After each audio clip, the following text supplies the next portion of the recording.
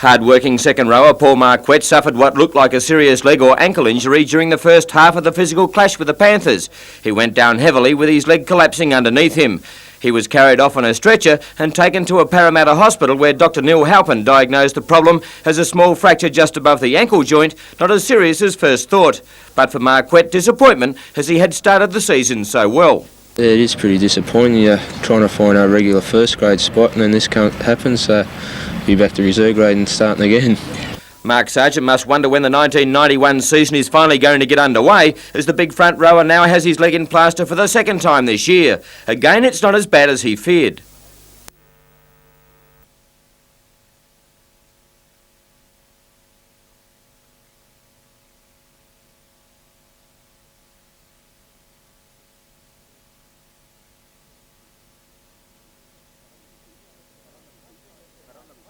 But on the plus side for the Knights is the imminent return of second rower Tony Butterfield, who had major surgery in the off-season and then suffered some complications from the operation. Back on the track and eager to go, Butts is looking at playing against the Roosters in 3 weeks, but he won't rush the comeback. I've still got to strengthen up around the knee and the muscles that did waste while the leg wasn't in use. So 2 weeks, mate. 3 weeks. Also encouraging was the weekend form of former Canberra player David Woods, and along with David Thorne, could be the forwards to replace Marquette and Sargent. And at the official photo session tonight, quiet confidence was echoed on the eve of the renewed battle with Balmain this Sunday.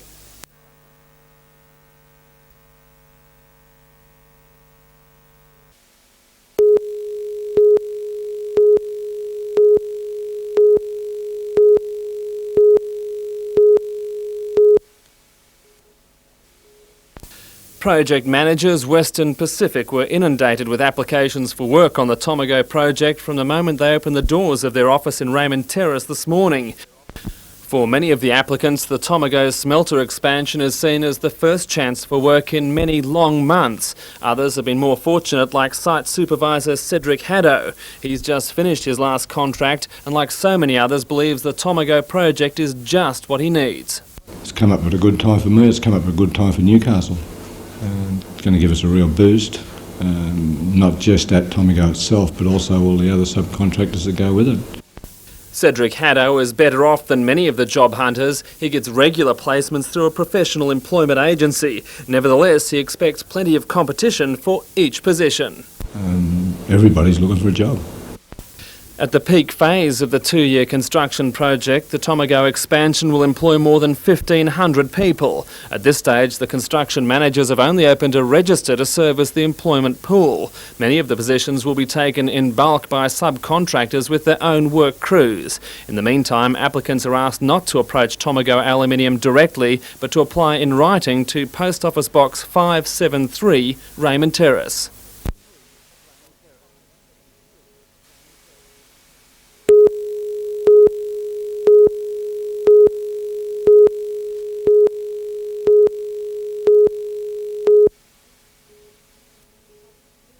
Speaking to Newcastle's business community today, Mr Loughton said Australia's economic recovery lies in the hands of small business and that the Hunter's strong industrial base will make it a leader as the country works toward a brighter future.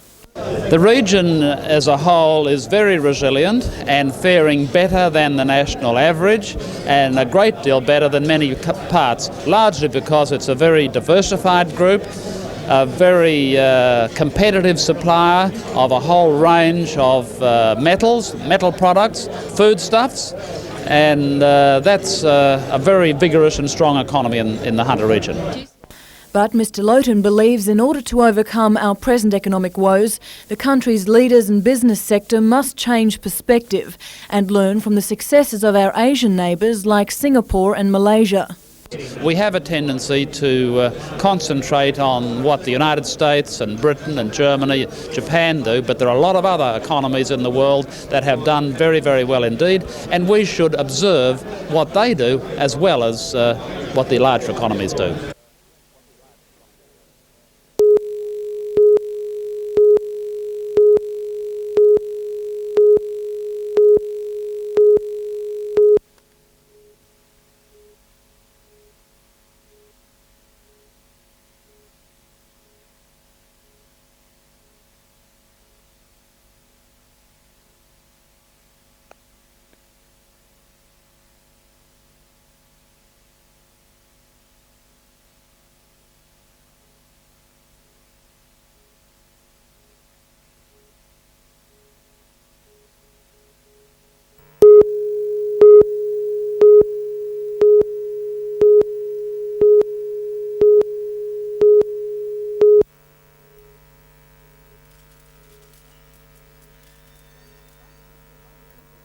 Despite the recession, the register rang out at Darrowlea all day. Business has been a little slow, but old favourites are selling well. There's last year's bestseller, the hazelnut truffle egg, newcomer the cherry egg, and of course perennial favourite, the fluffy nougat egg. Several customers have come in saying they want to buy it for their son, and their son may be 40, 50 years old. It's a traditional gift that they've been buying for years. In the bakeries, demand for hot cross buns is booming. Millions of buns have been made across Newcastle, 3.5 million at Tip Top alone. But dough hasn't been the only thing cooking. Down at the fish co-op, they're running hot.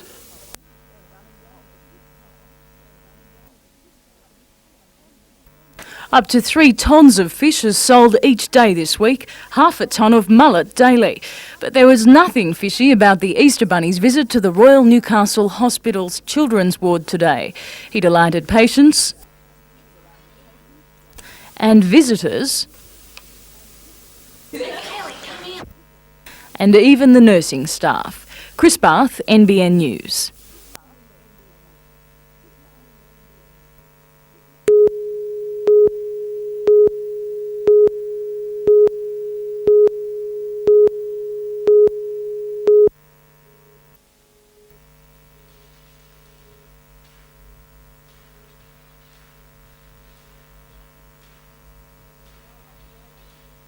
While obviously amateurs at the modelling game, this quest could launch any one of these teenagers to international recognition.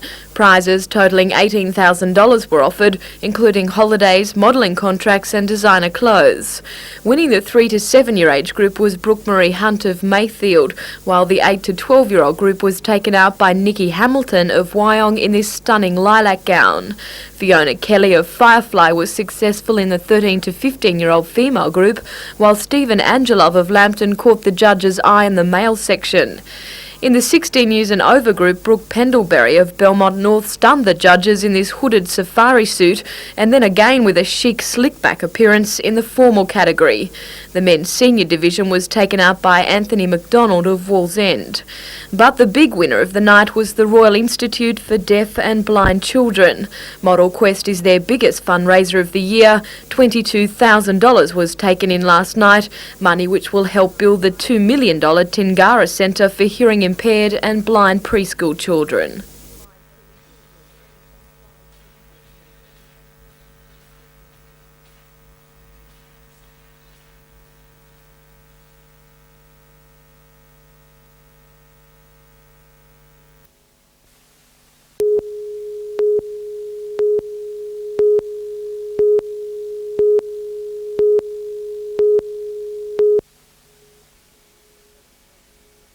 For the first time since an upgrading of Williamtown was mooted, senior Defence and RAF officials sat down to discuss finer details with local government representatives. It was agreed that approval be sought from the Prime Minister to hire specialist airport consultants to advise on the upgrading of the terminal, as well as transfer of control to Newcastle and Port Stephens councils. We should aim for direct jet services from Newcastle to interstate capitals. It will enable the Hunter region to be marketed as a unified tourist destination, with holiday packages coming direct by air into the Hunter. There have been a few in the past, but now we want it on a much more actively promoted and marketed basis. The aim is for simultaneous access to Williamtown by 2 Boeing 737s, an expanded passenger terminal and improved car parking. And Mr Morris is confident that the necessary $4 million will be forthcoming from the Commonwealth Government. He says it is part of the internal investment project for the Hunter, agreed when the government decided to keep the Maritime Safety Centre in Canberra. Obviously, this is a little time away. I can't put a finite time. I'd like to see it in a matter of months, but we possibly could do that, but there are some complex issues to be sorted out. We have to slot in, coordinate the operations of civil airlines, scheduled services on an expanded basis with very complex operations of our major fighter training base.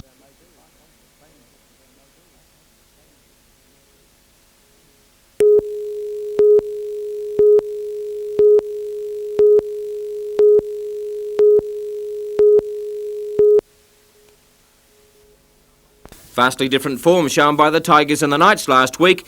Balmain comprehensively thrashed by the Sharks at Caltex Field 44-4, while the Knights were tremendous in forcing an 18-all draw with Penrith at Panther Park. With a solid forward pack laying the foundation, the backs finished off handsomely. Balmain have been licking their wounds this week, and copping most of the flack is their flamboyant coach Alan Jones, who has been in the firing line since last Sunday. But as informed second rower for the Knights David Boyd points out, wounded, the Tiger is dangerous. We've tried to not look into the last week's game at all. We've tried to put that aside and just concentrate on what a good side Balmain have been over the years, and you know they haven't had a great start to the year, but I'm sure they'll come out all guns a-blazing on Sunday. Forced to make two changes to cover the injuries of Paul Marquette and Mark Sargent, the Knights will still boast a powerhouse forward pack, and again interest will centre on the clash of the Knights with Sirinen and Roach. It's always good to play against international players. Obviously they're the people that you try to measure yourself off, and yes, I am looking forward to it. Newcastle take an unbeaten home record against the Tigers into the match on Sunday, and David Boyd is confident that record will stand and that the season predictions are online. Well, early in the year we set a goal that we knew we had 3 hard games early in the season. We did set a goal that after the 3 rounds we'd have 6 points, so if we end up with 5, I guess we can't complain about that.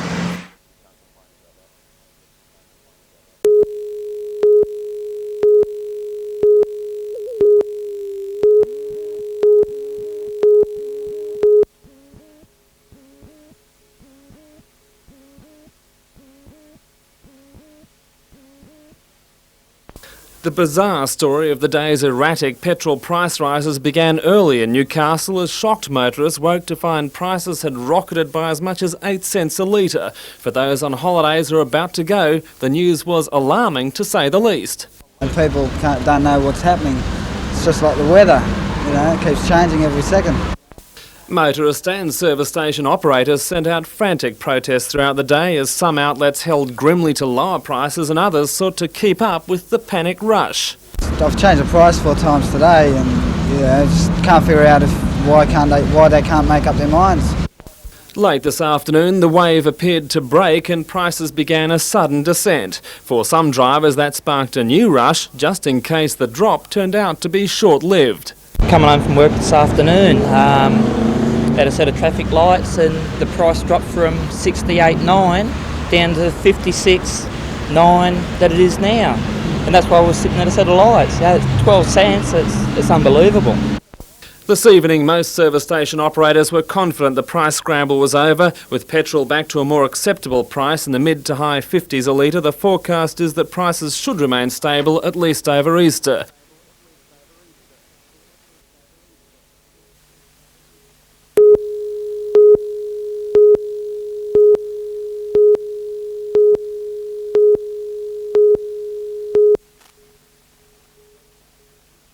Relatives were sifting through the burnt-out shell at the Karacourt caravan site this morning, still stunned by their tragic loss.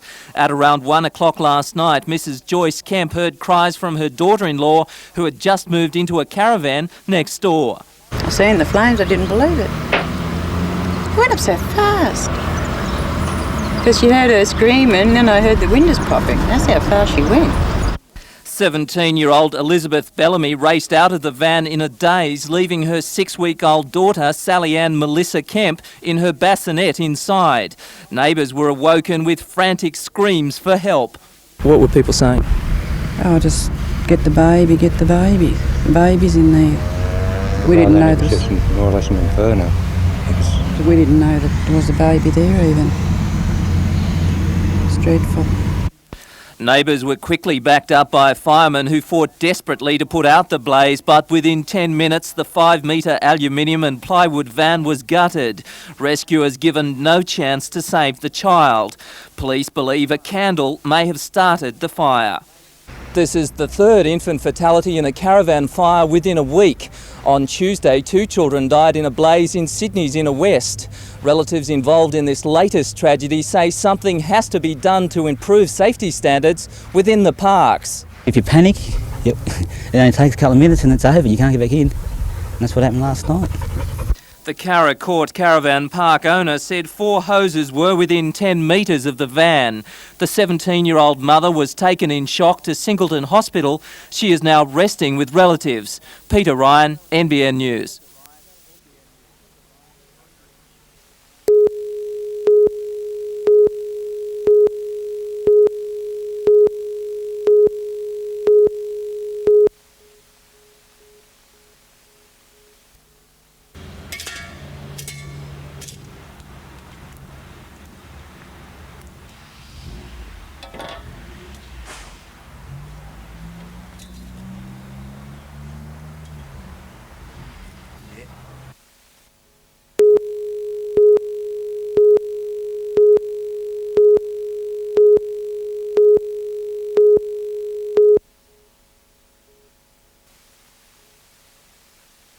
The Aussies will have to serve up the best performance in Australian volleyball history if they're to beat the Chinese. But in pushing them to 4 desperately close sets last night, they showed just how far they've come. And they're just returning from a big tournament in Cuba where they beat the US, who last Olympics won. They beat Canada, who's a top 10 ranked team in the world, and we were just a bit unfortunate to lose the wrong points at the wrong time last night. Jeff Hart turned his back on a chance to play with the world champion Americans to concentrate on improving the standard of the game in his native country. A win tonight would vindicate his decision. Building on last night is, what we're going to do, and I mean the guys are going to be pumped. They led the horse around with the carrot and snows, and I think knowing that we can play with them now, it's a matter of beating them. But to take the points, they'll have to counter some frightening Chinese power. With an estimated 30 million players to choose from, the Chinese have always been a force in the sport. But the Australians must quickly make up for lost time if they're to qualify for their first ever Olympic berth.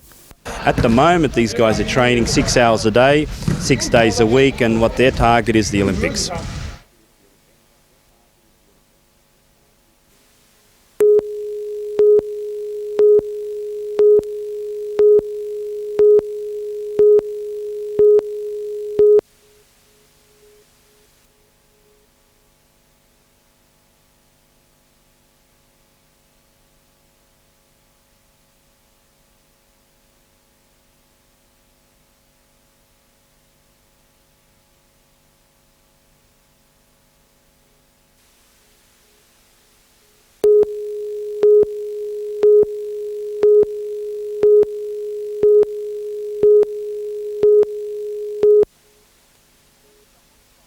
Once the hotspot of Newcastle nightlife, Fanny's looked to have disappeared once and for all when the liquidators closed it down in July last year. But today, Fanny's rose from the ashes at the hands of none other than Warren Druin, the Newcastle businessman who'd been at the helm during the tavern's reign in the mid-80s. At a press conference in the club's seedy remains today, Mr Druin revealed he's back as licensee manager, remaining coy on his backers, saying only they'll be announced when the club reopens in mid-June, after $400,000 work and a new look with an old theme. We would like to bring back a lot of the authenticity of the old place. It's a 1900s building, early 1900s, and I think it deserves some reasonable attention in terms of its colour scheming and so on. Mr Druin intends to bring experience gained during a recent stint in London to this new venture, and possibly he'll need every trick he can lay his hands on. The Newcastle Harbour area hasn't been idle since the closure of Fanny's, now spelt by the way with an IES, with several popular new night spots pulling in the crowds. I've no doubt of that. Everything that in business is a gamble, particularly these days in more difficult times. But I know my industry. I don't really have any doubts that I can make it work. We made it work for 6 years before, and that wasn't totally luck. We worked hard at it. But one of the biggest hurdles this new Fanny's is going to have to climb is its checkered past. During its time, it's had 5 high-flying owners, 2 of those forced to close it down due to financial problems. And Fanny's isn't the only harbour venue looking to change. Work is soon to begin on expansion to the brewery. Also worth around $400,000, the development will see the upstairs and downstairs bars extended to the end of the present eastern sidewalk, with a balcony to stretch right round on the harbour side upstairs. As well, the ground floor bar will be extended into what is now the unused brewing site. That work will begin mid-June, expected to be finished by September.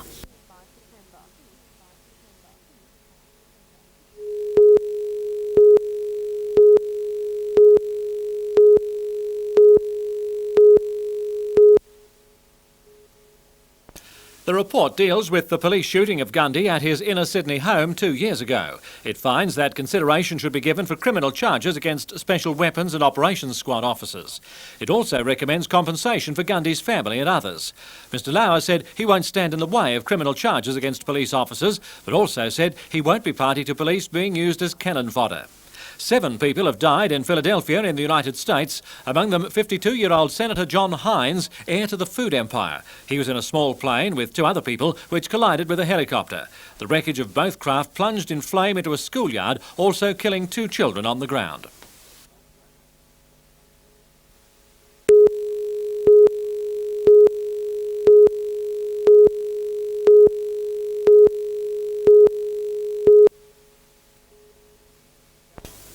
As a southbound long-load semi-trailer was passing the Country Comfort Motel in Karua, an early model Holden utility crossed to the wrong side of the road and slammed into the front of the prime mover. The semi-driver said the utility literally exploded on impact. Its driver, the sole occupant, was killed instantly. The collision jammed the steering of the semi, which then careered into the Jaguar sedan of an elderly couple. Amazingly, they escaped serious injury, although the driver did suffer cuts to the head. A third northbound vehicle was caught in the melee, but managed to avoid the wreckage. Traffic in both directions banked up as rescue services worked to free the body of the utility driver and treat the occupants of the Jaguar. One lane of the highway has been opened, but a heavy lift tow truck has been called in to move the damaged semi-trailer.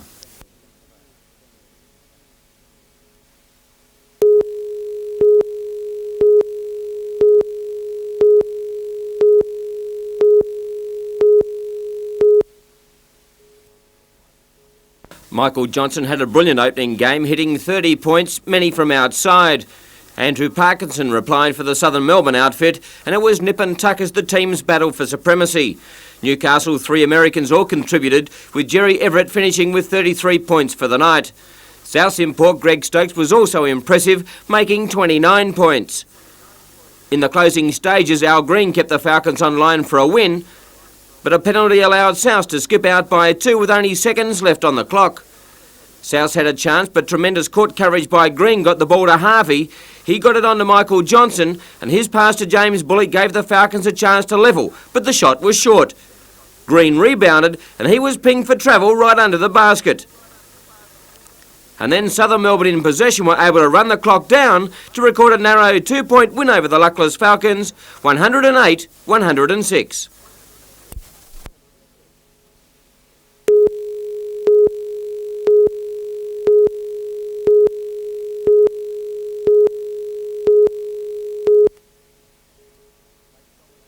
Lakes dominated play from the outset with some big hits to remind the Cheetahs they are still smarting from last year's loss in the grand final. And it wasn't long before the defence cracked, with Hibbard chipping into the in-goal where Milton won the race to score.